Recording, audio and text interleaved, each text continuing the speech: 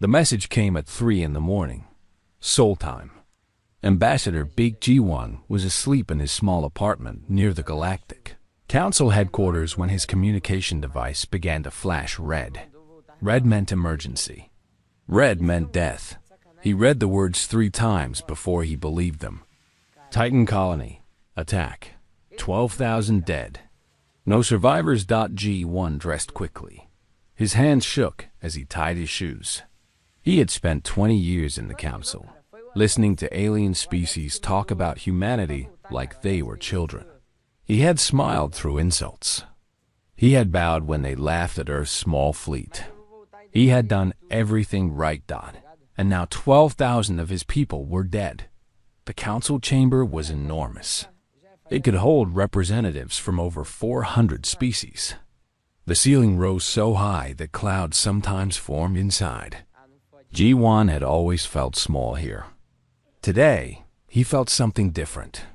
Today, he felt cold. The Velen ambassador stood at the center platform. His name was Karth, and he was tall, with gray skin and 4 arms. The Velani were warriors.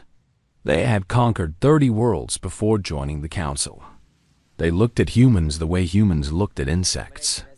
The action was necessary, Karth said. His voice echoed through the chamber. The humans had expanded into territory that belongs to the Velen Dominion.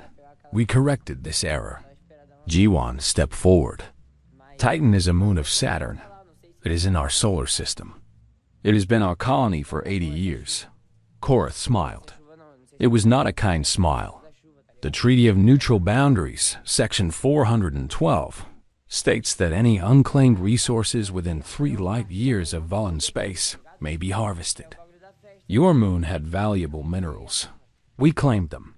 That treaty was signed before humanity joined the council. We never agreed to it. You did not need to agree. You were not members then. The treaty stands. Ji-won looked around the chamber. 400 species sat in their seats. Some looked uncomfortable. Most looked bored. A few were not even paying attention. 12,000 people died, Ji-won said. Families, children, workers who wanted nothing but to build a better life. And you call this a correction? We call a law, Karth replied. He spread his 4 arms wide. Perhaps if your species had read the treaties more carefully, this could have been avoided. Someone laughed. Ji-won could not see who, but he heard it clearly. A laugh. While he spoke of dead children, someone laughed. The High Arbiter, an ancient being named Keltos, who had led the council for 300 years, raised one withered hand. The matter is clear. The Velen Dominion acted within established legal boundaries. Earth's colony was in disputed territory. The council finds no violation. Ji-won felt something break inside him. Not his heart, something deeper. Something that had held his faith in this place together for 20 years. No violation, he repeated slowly. 12,000 dead, and no violation. The matter is closed, Kelthos said. Ji-won stood very still. The chamber was silent now. Even the ones who had laughed were watching him. I have served this council for 20 years, he said. His voice was calm, almost too calm. I have listened to speeches about unity, about peace, about the great family of species that work together for common good. I believed those words. I was a fool. He turned to face the full assembly, 400 species, thousands of representatives, the most powerful beings in the galaxy. Today, you showed humanity what we truly are to you. We are nothing. Our lives are nothing. Our deaths are nothing. You will not even call murder by its true name, Karth snorted. Such drama. Your species has always been emotional. It is why you will never be taken seriously. Ji-won looked at him, really looked. He memorized that gray face, those 4 arms, that cruel smile. You will remember this day, Ji-won said softly. You will remember this silence. And when the consequences come, you will have no one to blame but yourselves. He walked out of the chamber. His footsteps echoed in the vast space. No one tried to stop him. No one said a word. Back on Earth, the message reached Seoul within the hour. President Kwon Ha-jin called an emergency meeting of the United Earth Defense Council. They gathered in a bunker deep beneath the city, a room that had been built for exactly this kind of moment. Admiral Cho Suni was the first to speak. She was 62 years old, with gray hair cut short and eyes that had seen 3 wars. "We have been preparing for this," she said. "Not this attack specifically, but this moment. The moment when the galaxy showed us we were alone." "How long have we been preparing?"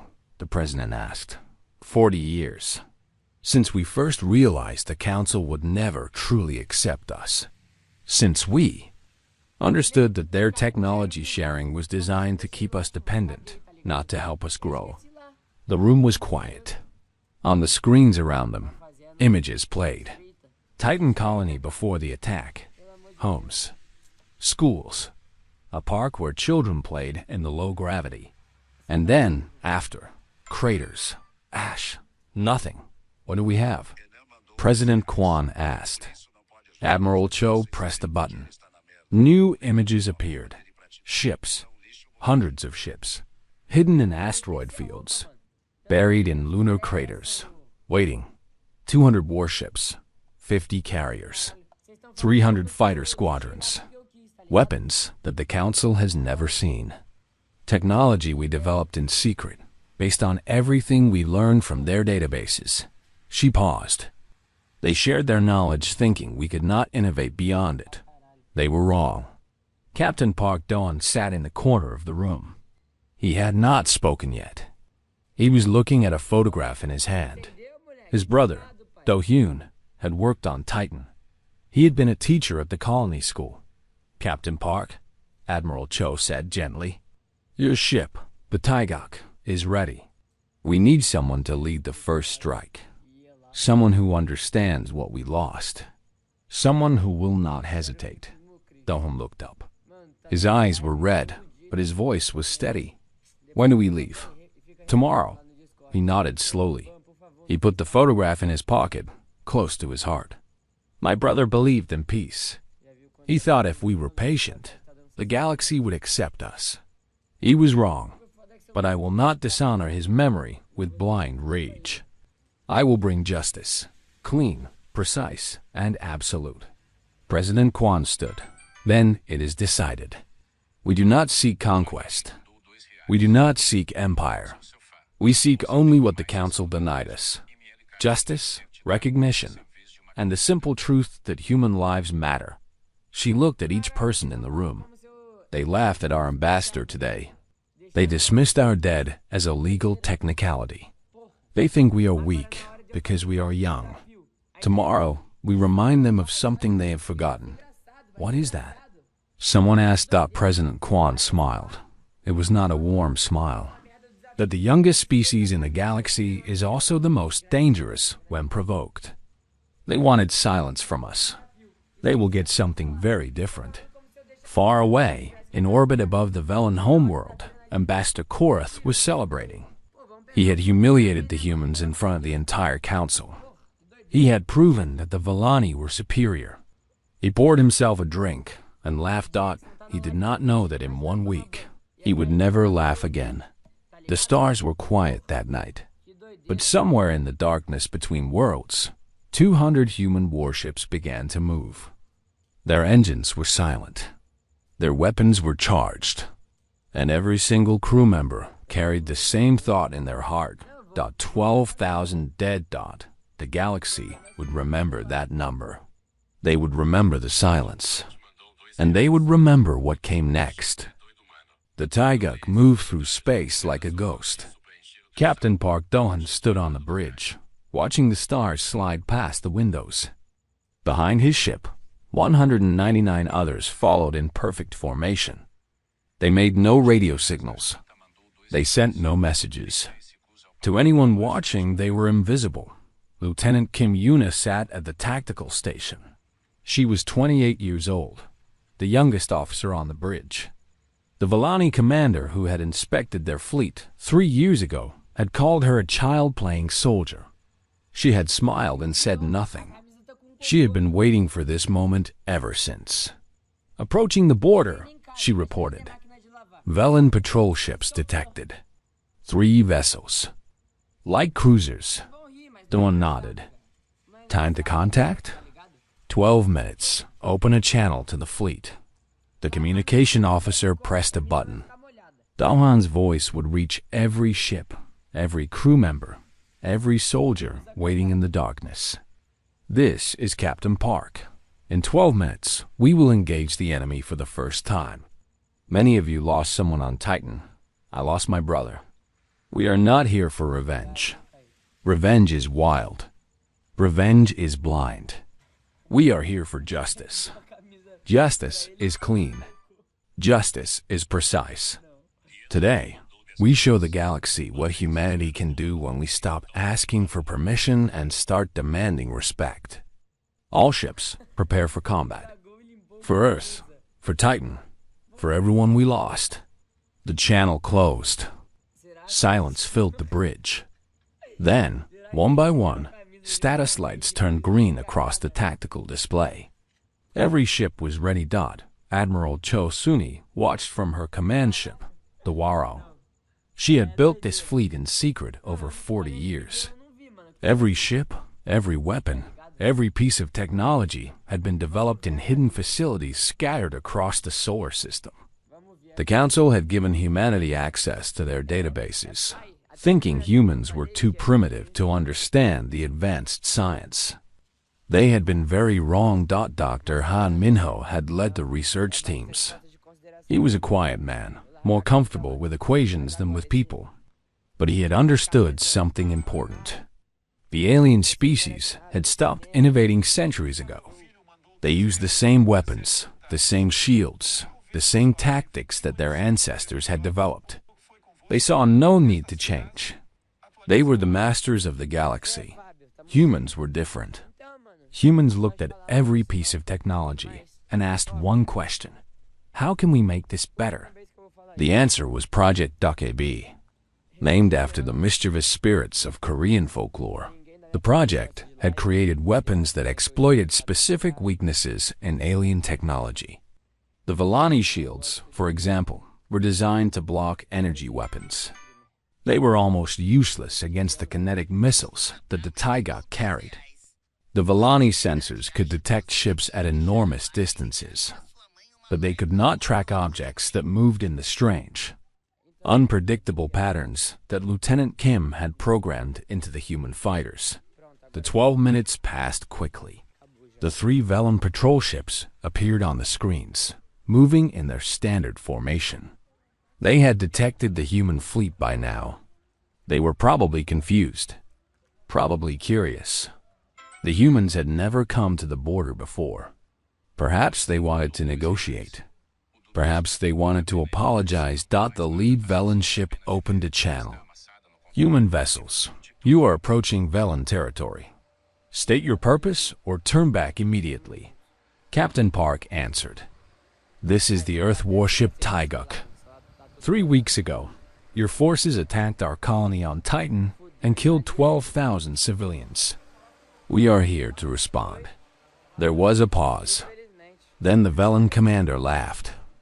Respond? With what? We have seen your fleet. Old ships. Weak weapons. If you attack us, you will be destroyed. Thank you for the warning, Park said calmly. Lieutenant Kim, begin the attack. What happened next would be studied in military academies across the galaxy for centuries. The human fleet did not charge forward like the Vellani expected. Instead, they split into dozens of small groups that moved in different directions at the same time. The Velen targeting systems tried to track them, but the patterns were too complex, too unpredictable. Then the missiles came. Not energy beams, not plasma bolts. Simple metal projectiles moving at incredible speed. The Velen shields flickered and failed. They had never been designed for this kind of attack. Lieutenant Kim watched her display with cold satisfaction. First target destroyed. Second target shields failing. Third target attempting to retreat. Do not let them send a warning, Park ordered. But it was already too late. The third ship had transmitted a distress signal before it died. Somewhere in Velen space, alarm bells were ringing. It did not matter. The humans had never intended to stay hidden for long. Speed was their weapon now. Speed and surprise. The fleet jumped to the first Velen colony world in a matter of hours. It was a mining planet with a small military base. The base was destroyed in 15 minutes. The civilian facilities were left untouched. Captain Park broadcast a message to the terrified colonists. We are not here to harm civilians. We are here for your military. Stay in your homes and you will not be hurt. The colonists obeyed. They had heard stories about humans. Weak creatures. Emotional creatures. But the ships in their sky did not look weak. And the voice on the radio did not sound emotional. It sounded cold, professional, terrifying. News spread across the Velen Dominion like fire. One border colony attacked. Then another. Then another. The great Velen fleet tried to respond, but the humans were always one step ahead. They appeared without warning, struck with precision, and vanished before reinforcements could arrive. Admiral Cho directed the campaign from the Warang. She had spent decades studying Velen tactics. She knew their patrol routes. She knew their communication codes. She knew exactly where their fleet would be and when. The Velani were predictable. That was their greatest weakness. Lieutenant Kim developed a new tactic during the third engagement. She called it the swarm.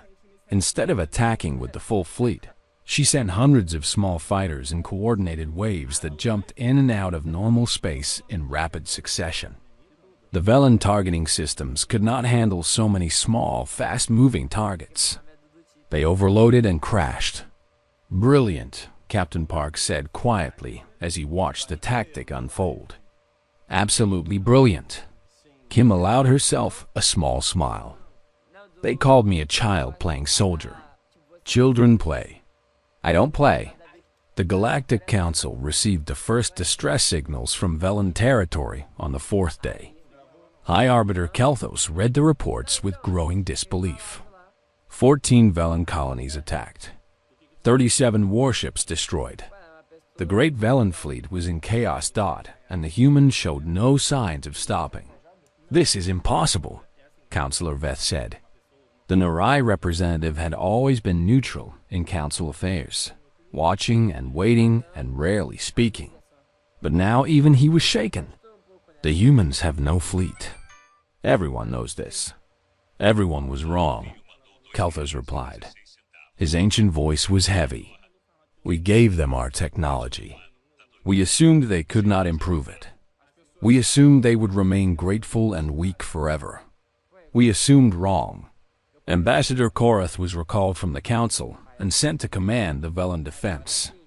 He was confident at first. The humans had surprised them, yes, but the Velani were warriors. They had conquered 30 worlds.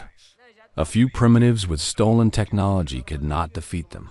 He changed his mind when his flagship was disabled by a weapon he had never seen before. A targeted pulse that shut down every system on his ship without destroying it. He floated in the darkness, surrounded by silent machines and terrified crew, waiting for the humans to come and kill him. They did not kill him. They boarded his ship, took his command codes, and left him alive. One of the human soldiers, a woman with hard eyes and a scarred face, looked at him before she left. My name is Shin Yunji, she said. My parents were on Titan. They were doctors.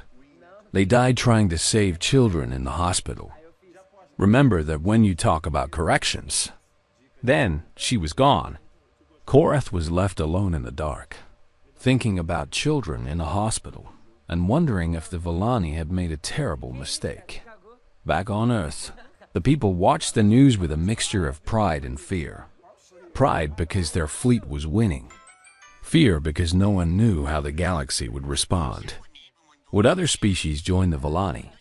Would Earth face not one enemy, but 100? President Kwan addressed the nation. We did not start this war. We tried for 60 years to live in peace. We asked only to be treated with respect. The council refused. The Vellani attacked. Now we show them the price of that arrogance. But we will not become monsters. We will not kill civilians. We will not burn worlds. We will show them that humanity can be strong without being cruel. That is the difference between us and them. That is why we will win.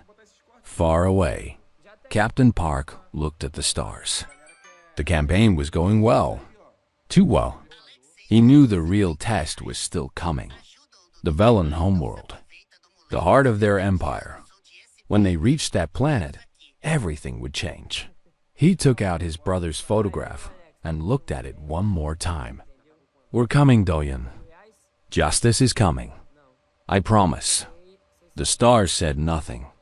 But somewhere in the darkness, 200 human warships continued to move, and the galaxy continued to tremble. The human fleet arrived at the Vellon homeworld on the 20th day of the war. 200 warships arranged themselves in orbit, their weapons pointed at the planet below. They did not fire. They did not speak. They simply waited. Captain Park Dawn stood on the bridge of the Taigak and looked at the planet on his screen. It was beautiful in a strange way. Purple clouds covered most of the surface. Cities sparkled like jewels in the night side. Billions of Vellani lived down there. Families, children, just like Titan.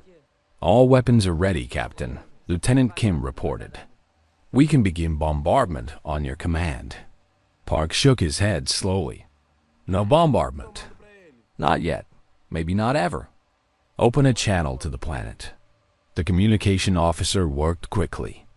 In seconds, Park's voice was broadcast to every screen, every radio, every communication device on the Vellon homeworld. People of the Vellon Dominion, this is Captain Park Dawn of the Earth Defense Fleet. 3 weeks ago, your military attacked our colony on Titan. 12,000 innocent people died. Your government called this a correction. Your council representative laughed about it in front of 400 species. We are here to respond. He paused. Below, he knew, billions of Vellani were watching with fear. But we are not here to destroy. We are not here to kill civilians. We are not here to become the monsters you told the galaxy we were. We are here for 3 things. First, the officers who ordered the Titan attack must face trial for their crimes. Second, your government must publicly acknowledge that the attack was wrong.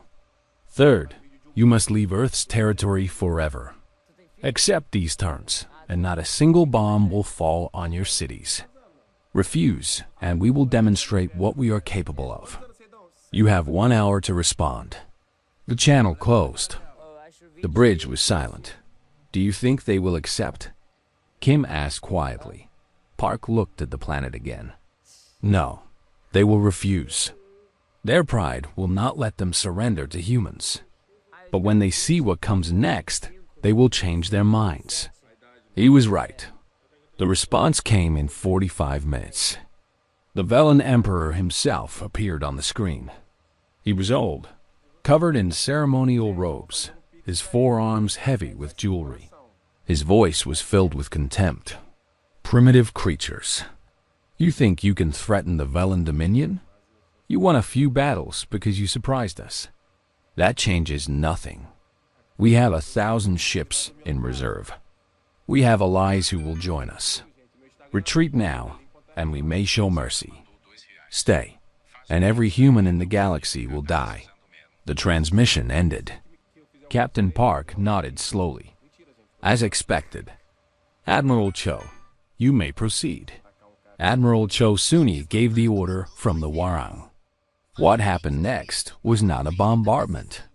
It was a demonstration. 50 human ships moved toward the Velan orbital defense stations.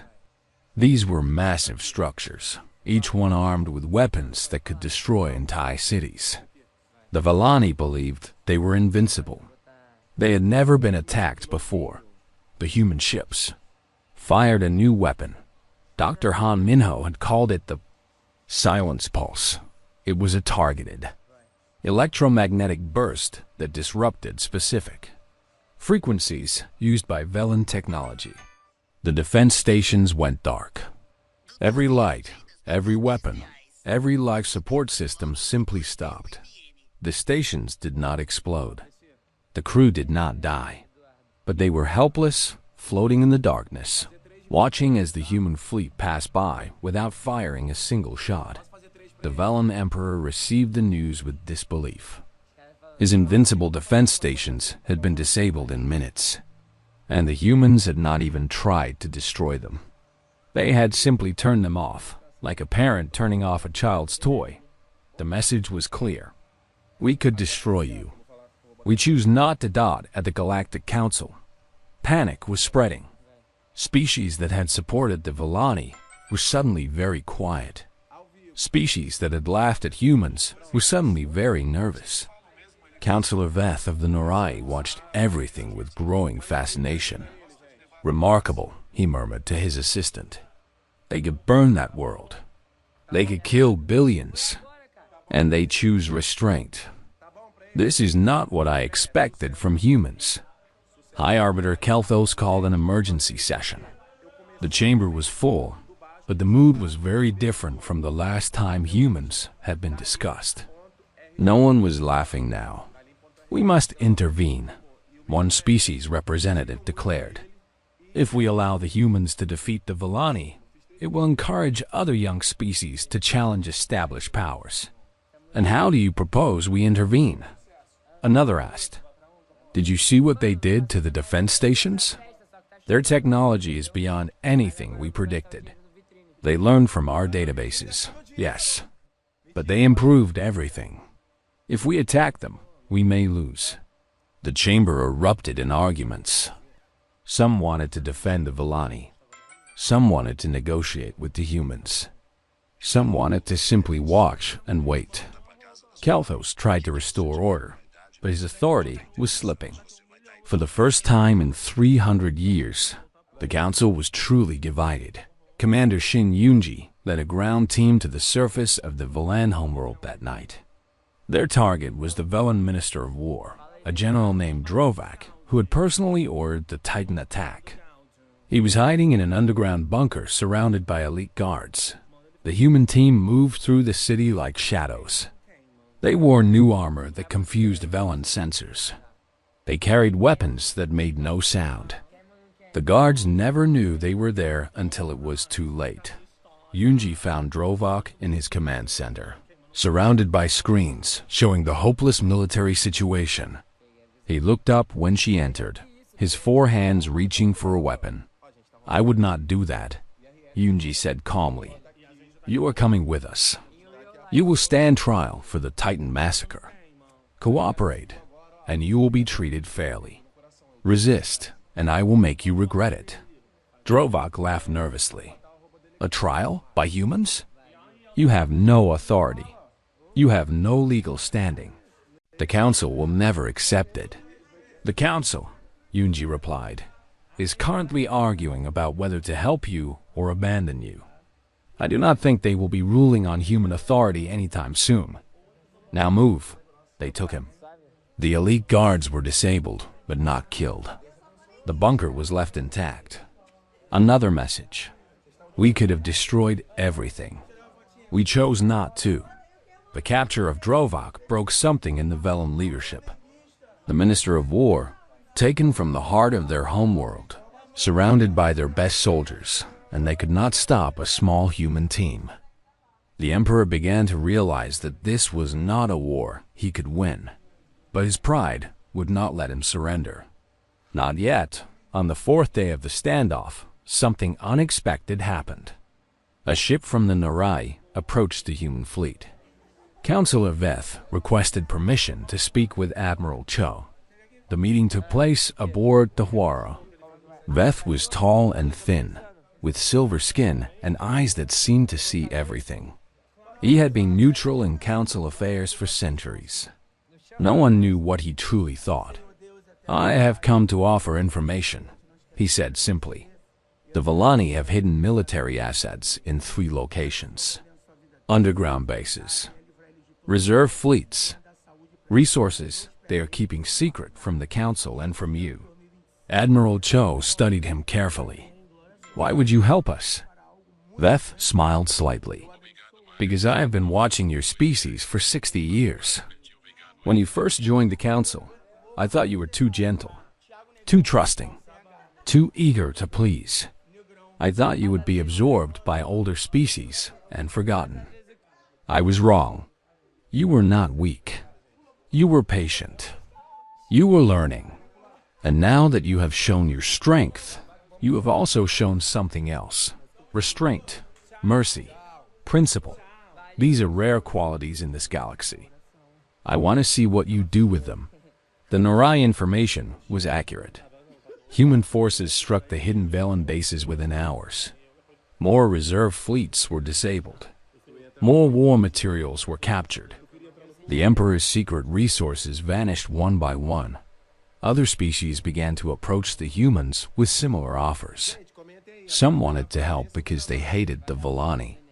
Some wanted to help because they feared the humans and wanted to be on the winning side. Some, like the Norai, helped because they were genuinely curious about what humanity would become. Ambassador Beek Jiwan received a message from the Council. They wanted to negotiate. They were offering reparations for Titan. They were willing to censure the Vellani. They were asking Earth to stop G1 read the message and send a reply. The offer is inadequate.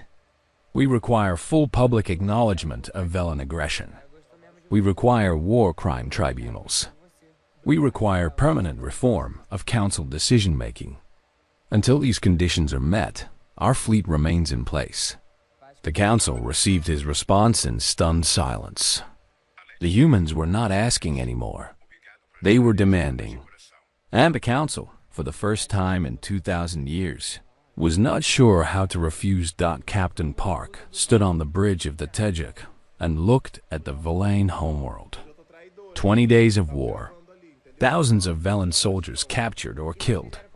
Entire fleets destroyed. And still, the planet below was untouched. Billions of civilians safe in their homes. "We could end this quickly," Lieutenant Kim said quietly. "One bombardment. Their government would fall within hours." Park shook his head. "And we would be monsters they always said we were. No, we wait. We demonstrate our power. We show mercy. And eventually they will surrender. Not because they fear destruction, but because they realize they were wrong about us. That is a victory worth winning." Kim nodded slowly. She was beginning to understand. This was not just a war. It was a message to the entire galaxy. Humanity was not weak. Humanity was not cruel. Humanity was something new. Something the galaxy had never seen before. And the galaxy was watching. The Velen Emperor made his decision on the 30th day.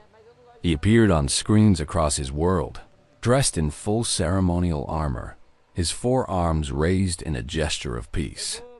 His voice was heavy with defeat. "People of the Velen Dominion, I speak to you today with sorrow. Our war against the humans has failed. Their fleet sits above our world. Our military is broken. Our allies have abandoned us. I have decided to accept their terms. Our leaders will face trial. We will acknowledge our crimes. We will pay for what we did on Titan." The galaxy watched as the mighty Velen Dominion surrendered to a species they had called primitive. On council worlds, in taverns and homes and government chambers, beings of every kind discussed what they had witnessed. The humans had won. But more importantly, they had won without becoming monsters. Captain Park Do-hyun received the surrender with quiet satisfaction. He did not celebrate. He did not cheer. He simply nodded and ordered his crew to begin the next phase. But the Emperor had not truly surrendered. While he spoke of peace, his most loyal followers were preparing something terrible. A small ship launched from the dark side of the Valen homeworld. It was painted black, invisible against the stars, moving on a course that took it away from the human fleet. Inside was a weapon, a bioweapon, a disease engineered to kill humans and only humans. It would spread through the air, through water, through any contact. If it reached Earth, billions would die. The Emperor had lost the war, but he intended to destroy humanity anyway. Earth intelligence detected the ship within hours. Admiral Cho received the report on the Warao, her face going pale as she read the details. "They are launching a bioweapon," she said. "Course is set for Earth. Estimated arrival in 12 days. If it gets through, our entire species could be wiped out." Lieutenant Kim calculated the interception course. "We can catch it, but we need to act now." The fastest ship in the fleet was sent after the weapon. It caught the Velen vessel on the edge of the solar system, far from any inhabited world. The crew tried to fight, but they were no match for human technology. The ship was destroyed. The bioweapon burned in the cold vacuum of space. President Kwon Haejin addressed the galaxy that evening. Her face was calm, but her eyes were filled with controlled fury. Today, the Velen Emperor announced his surrender. Today, he spoke of peace. And today, we intercepted a ship carrying a bioweapon designed to exterminate the human species. The Emperor, who spoke of reconciliation, tried to commit genocide while the words were still leaving his mouth. This is the leader the Galactic Council protected. This is the civilization they defended. Remember that. Remember who showed mercy and who offered extinction. The reaction was immediate. Species that had supported the Vellani withdrew their ambassadors. Species that had been neutral began openly praising humanity. The council chamber erupted in demands for the Emperor's arrest. High Arbiter Kelthos had no choice. For the first time in 2,000 years, the Galactic Council voted to expel a member species. The Velen Dominion was stripped of its seat. The Emperor was declared a war criminal. The species that had laughed at humans 1 month ago was now an outcast. Isolated and ashamed. Captain Park led a team to the Imperial Palace. The Emperor was waiting in his throne room, surrounded by his last loyal guards. He looked old now, tired. His forearms hung at his sides without strength. "You have come to kill me," he said. Park shook his head. "I have come to arrest you. You will stand trial. You will answer for Titan, and you will answer for the bioweapon." "A trial," the Emperor laughed bitterly. "Judged by primitives. Condemned by children. My ancestors conquered 30 worlds. And now I am brought low by creatures we once thought were beneath notice." Park stepped closer. He took out his brother's photograph and held it where the Emperor could see. "This was my brother, Do-hyun. He was a teacher on Titan. He spent his life helping children learn. He believed in peace. He believed that if we were patient, the galaxy would accept us. He was wrong about that. But he was not wrong about everything. He taught me that revenge is empty. That justice is what matters.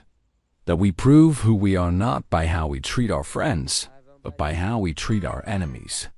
He put the photograph away. "You tried to kill my entire species. You failed. And now, instead of burning your palace, instead of executing you in the street, I'm going to take you to a courtroom. You will have lawyers. You will have a fair trial. You will be treated with dignity, not because you deserve it, but because that is who we are. That is the difference between us. Remember it." The guards surrendered. The Emperor was led away in restraints. Captain Park stood alone in the throne room for a moment, looking at the empty chair where the leader of 30 worlds had sat. "We won," Lieutenant Kim said from the doorway. Park nodded slowly. "We won the war. Now we have to win the peace. That might be harder."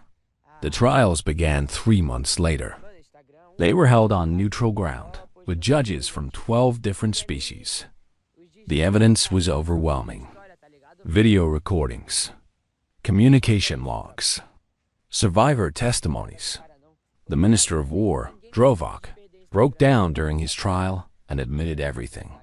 He had ordered the Titan attack personally. He had known there were children in the colony. He had not cared. Commander Shin Yoonji testified on the third day. She spoke calmly about her parents, the doctors who had died trying to save children in the hospital. She showed photographs. She read names. 12,000 names, spoken one by one into the record. The courtroom was silent when she finished. Even the Velen defense lawyers could not speak. The emperor was found guilty of war crimes and attempted genocide. He was sentenced to life imprisonment on a neutral world, watched by guards from every species in the galaxy. He would never give orders again. He would never command armies. He would spend the rest of his life thinking about what he had done. President Kwan addressed the galaxy after the verdicts. She stood in the ruins of the Titan colony, which was slowly being rebuilt. Behind her, construction crews worked on new homes, new schools, new parks where children would one day play. "We came for justice," she said. "We did not come for empire. We did not come for revenge. When we had the power to destroy, we chose to rebuild. When we had the opportunity to torture, we chose fair trials. When we faced enemies who wanted to exterminate our species, we treated them with more dignity than they showed us. This is humanity. This is who we are. We are young. We are learning. But we will not be victims. And we will not become monsters. Today, we honor the 12,000 who died here. We honor them by building something better. We honor them by proving that their deaths meant something. The galaxy is watching. Let them see what humanity can do." Far away, Ambassador Big Jiwon returned to the Galactic Council. The chamber fell silent as he entered. 400 species watched as he walked to the Earth delegation's seat. No one laughed. No one whispered insults. No one looked away. He sat down and waited. The High Arbiter cleared his throat. "Ambassador Big, on behalf of the Galactic Council, we would like to discuss proposals for council reform. Earth has suggested several changes. We are prepared to consider them." Jiwon nodded slowly. 20 years of insults. 20 years of dismissal. 20 years of being told that humanity did not matter. "I am glad to hear that," he said. His voice was calm, professional, but inside he was smiling. "Let us begin." Captain Park stood on the observation deck of the Taeguk, looking at Earth floating in the distance. The fleet was returning home. The war was over. Justice had been served. Kim approached and stood beside him. "What happens now, Captain?" Park thought about the question. "Now we build. We strengthen our defenses. We make alliances with species who share our values. We prepare for whatever comes next. Do you think there will be another war? Maybe. The galaxy is vast. There are species that have not yet learned the lesson the Vellani learned. But next time, they will know what they are facing. Next time, they will not underestimate us." He looked at his brother's photograph one last time. Then he placed it in a frame on the wall of his quarters, where it would stay forever. "Rest now, Doyan," he whispered. "Justice is done. You can rest now." The stars shone through the windows, countless and eternal. Somewhere out there, the galaxy was still spinning. Species were still competing. Dangers were still waiting.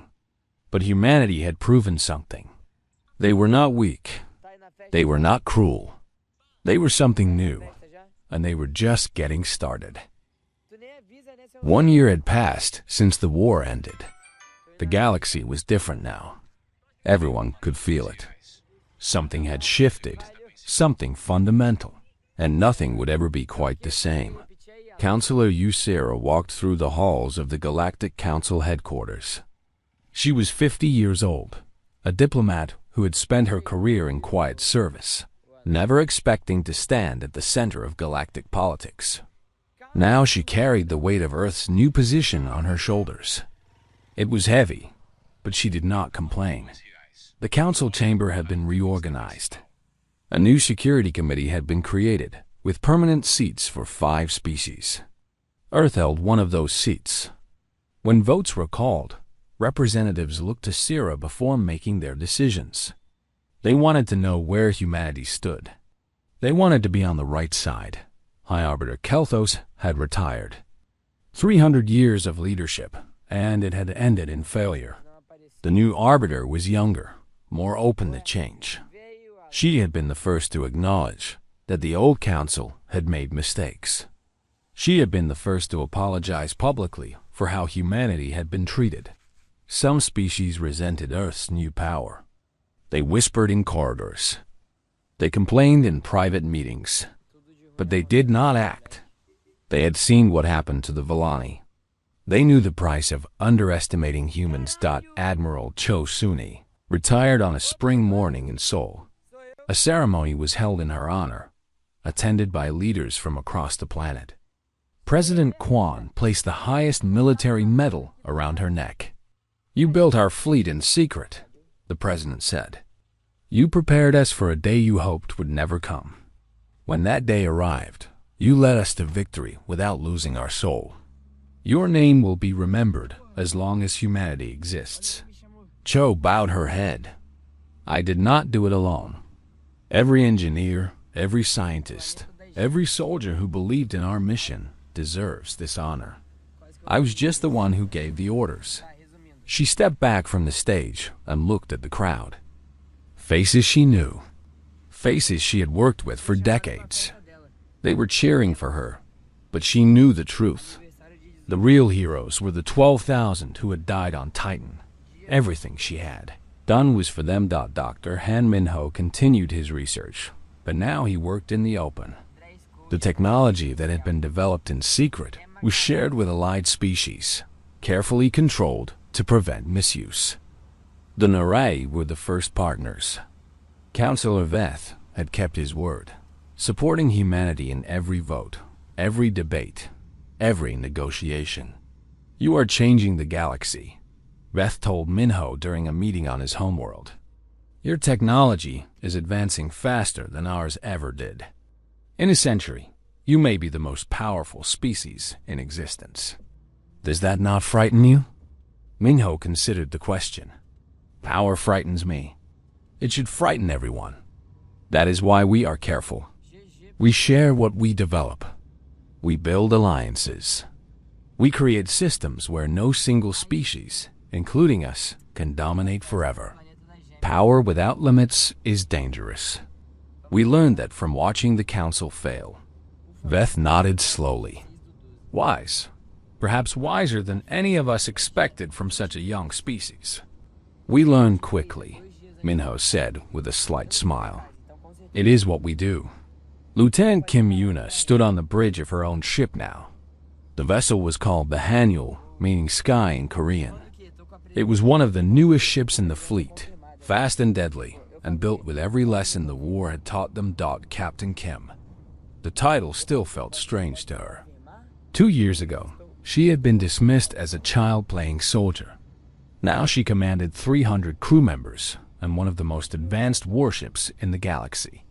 "Course set for the border patrol," her navigation officer reported. "Estimated arrival in 6 hours." Kim nodded. "Maintain standard speed. Keep sensors active. We are not expecting trouble, but we are always prepared for it." The border was quiet now. The Villani were rebuilding under new leadership, watched carefully by council observers. They had learned their lesson. Perhaps they would become allies someday. Perhaps not. Either way, humanity would be ready. Captain Park Dawn had returned to Titan. The colony was being rebuilt, larger and stronger than before. A memorial stood at the center with 12,000 names carved into black stone. Every day, people came to leave flowers, to touch the names, to remember. Park stood before the memorial in the early morning, when the artificial sun was just beginning to rise. He had left the military. He had served his purpose. Now he worked as a consultant for the new colony administration, helping to plan the future. His brother's name was there, near the top of the list. Park Doyen, teacher, beloved son and brother. They are building a school, Park said quietly, speaking to the stone as if his brother could hear. They named it after you, the Doyen Academy. Children will learn there. They will grow up safe. They will never know the fear that we knew. That is what you would have wanted. He placed his hand on the name, feeling the cold stone beneath his fingers. I kept my promise. Justice was done. The ones who killed you face trial. The empire that ordered your death has fallen. And we did it without becoming monsters. You taught me that. Even after you were gone, you taught me.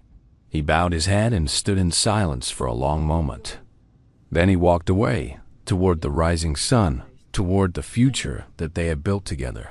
President Kwan gave her final address to the galaxy on the anniversary of the war's end. She stood on a stage in New York, surrounded by representatives from dozens of allied species. Behind her, a massive screen showed images from across human space. Cities, farms, schools, families, children playing under alien stars.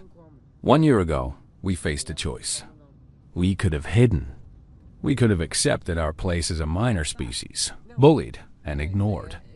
We could have let 12,000 deaths go unanswered. But we chose differently. We chose to stand. We chose to fight. And when we won, we chose mercy. She paused, letting the words settle. The galaxy is watching us.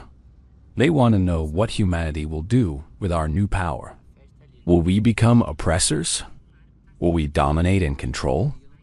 Will we repeat the mistakes of those who came before? She shook her head. No, we will build. We will grow. We will make alliances based on respect, not fear. We will welcome any species that shares our values. We will oppose any species that threatens the innocent. We will be strong enough to defend ourselves and wise enough to know when strength is not needed. She looked directly into the camera, her eyes fierce with conviction. We did not seek this war. We did not want this power. But when the galaxy told us our lives did not matter, we reminded them of something they had forgotten. Humanity endures. Humanity remembers. And humanity will never kneel. The crowd erupted in cheers. Across Earth and its colonies, people celebrated. Across the galaxy, species watched and wondered and began to understand that the balance of power had changed forever. In the Galactic Council chamber, a vote was called. It was a simple matter, a trade agreement between two minor species. But before anyone cast their vote, they looked toward the Earth delegation. They waited for Counselor Yu to signal her position. She raised her hand. Yes, the trade agreement should pass. One by one, other species followed her lead. The vote passed unanimously. The galaxy had accepted something new. When humanity spoke, the council listened. Sarah sat back in her chair and looked around the chamber. 400 species, thousands of representatives, the most powerful beings in the galaxy. And they were looking at her. She thought about Titan. She thought about Captain Park and Admiral Cho, and all the soldiers who had fought and sacrificed. She thought about President Kwan and Ambassador Beak, and everyone who had refused to accept humanity's place as victims. They had done the impossible. They had taught the galaxy to respect them, not through cruelty, not through conquest, but through strength tempered with mercy. Power balanced with principle. The session ended. Representatives filed out, talking quietly among themselves. Sarah remained in her seat, watching the empty chamber fill with silence. This was just the beginning. There would be more challenges, more enemies, more tests. The galaxy was vast and dangerous and full of species who might someday think they could destroy humanity. But those species would learn the same lesson the Villani had learned. Humanity was not weak. Humanity was not cruel. Humanity was something new, something the galaxy had never seen before. And the galaxy would never forget the day they stood up. The day they demanded justice. The day the council fell silent. The stars waited outside, infinite and patient. Humanity reached toward them with open hands, ready to build, ready to explore, ready for whatever came next. They had proven themselves. Now, they would make that proof mean something. The new order had begun.